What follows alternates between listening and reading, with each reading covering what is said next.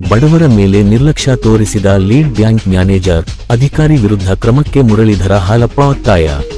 ತುಮಕೂರು ನಗರದ ವಸಂತನರಸಾಪುರ, ಹಿರೇಹಳ್ಳಿ ಹಾಗೂ ವಂತರಸನಹಳ್ಳಿ ಕೈಗಾರಿಕಾ ಪ್ರದೇಶಗಳಲ್ಲಿ ಜಾಗ ಪಡೆದು ಉದ್ಯಮ ಪ್ರಾರಂಭಿಸಲು ಪರಿಶಿಷ್ಟ ಜಾತಿ ಮತ್ತು ವರ್ಗದ ಉದ್ದಿಮೆದಾರರಿಗೆ ಅವಕಾಶಗಳಿದ್ದು, ಈ ಕಾರ್ಯಕ್ರಮ ಕೇವಲ ಜಾಹೀರಾತಿಗೆ ಸೀಮಿತವಾಗದೆ ನಿಜವಾಗಿಯೂ ಜಾರಿಗೆ ಬರಬೇಕೆಂದು ಕೌಶಲ್ಯಾಭಿವೃದ್ಧಿ ಮಂಡಳಿ ಮಾಜಿ ಅಧ್ಯಕ್ಷ ಮುರಳೀಧರ ಹಾಲಪ್ಪ ತಿಳಿಸಿದ್ದಾರೆ.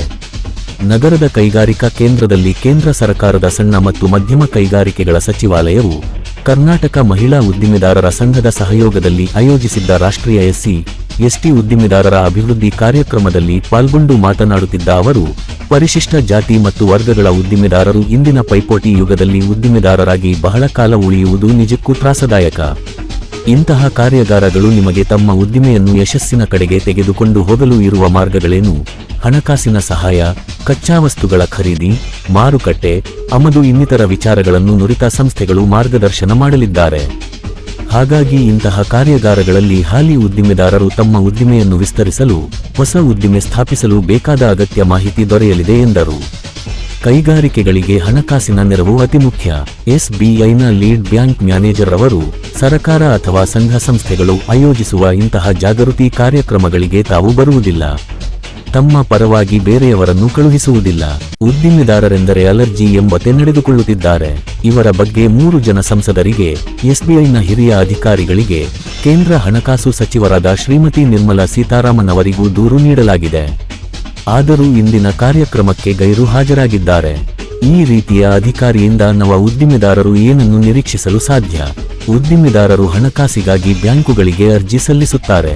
ಅವುಗಳನ್ನು ವಿಲೇವಾರಿ ಮಾಡಿಸುವ ಗುರುತರ ಜವಾಬ್ದಾರಿ ಲೀಡ್ ಬ್ಯಾಂಕ್ ಮ್ಯಾನೇಜರ್ ಮೇಲಿದೆ.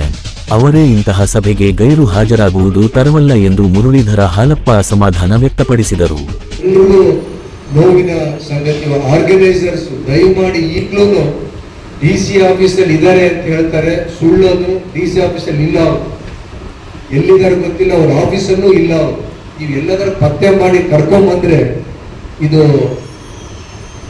ಅಶಕ್ತರಿಗೆ ಒಂದು ಧ್ವನಿಯಾಗಿ ಕೆಲಸ ಮಾಡುವಂತ ಒಳ್ಳೆ ಪುಣ್ಯದ ಕೆಲಸ. ಇದಕ್ಕಿಂತ ಏನು ಇಲ್ಲಿ ಇವತ್ತು ಅವರು ಇರ್ಬೇಕಾಗಿತ್ತು ಅಂತ ಮತ್ತೊಮ್ಮೆ ಪುನರುಚ್ಚಿಸಿ, ಇವತ್ತು ಇದನ್ನ ನೋಡಿದ್ರೆ ಪ್ರೋಗ್ರಾಮ್ ಶೆಡ್ಯೂಲ್ ನೋಡಿದ್ರೆ ಯಾರು ಇಲ್ಲಿಂದ ಕದಲಬಾರದು. ನೀವು ಹಿಂದೆ ನನ್ನ ಜೊತೆಗಾರ ವೆಂಕಟೇಶ್ ಅಂತ ಹೇಳಿ, ಪೀಣ್ಯ ಇಂಡಸ್ಟ್ರಿಯಲ್ ಅಸೋಸಿಯೇಷನ್ ದಲಿತ ಸಮುದಾಯದಿಂದ ಬಂದು ಮಧುಗಿರಿ ತಾಲೂಕು ಕೊರಟಗೆರೆ ಹತ್ರ ಹಳ್ಳಿ ಮಧುಗಿರಿಯಲ್ಲಿ ವಿದ್ಯಾಭ್ಯಾಸ ಮಾಡಿ ಅಂತ ವೆಂಕಟೇಶ್ ಪೀಣ್ಯ ಇಂಡಸ್ಟ್ರಿಯಲ್ ಅಸೋಸಿಯೇಷನ್ಗೆ ಅಧ್ಯಕ್ಷ ಆಗ್ತಾರೆ ಅಂತ ಹೇಳಿದ್ರೆ 14,000 SSI ಯೂನಿಟ್ಸ್ಗೆ ಶಕ್ತಿ ಎಷ್ಟಿರ್ಬೇಕಲ್ವಾ? ಅಂತವರು ನಿಮಗೆ ಮಾದರಿಯಾಗ್ತಾರೆ.